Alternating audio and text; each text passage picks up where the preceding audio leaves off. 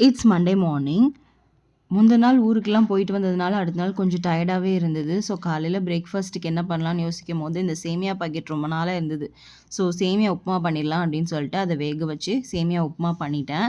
தென் வந்துட்டு முந்தின நாள் வரும்போது, அப்பா எங்க கூடவே வந்துட்டாங்க. ஸோ, சிண்டுவ அன்னைக்கு ஸ்கூல்ல கொண்டு போய் விடும்போது, அப்பாவுமே கூட வந்திருந்தாங்க.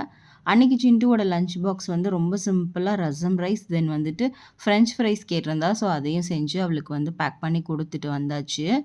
ஸோ, சிண்டுவ ஸ்கூல்ல கொண்டு போய் விட்டுட்டு வந்துட்டு சிம்பிளா இந்த தக்காளி குழம்பு தான் பண்ணியிருந்தேன்.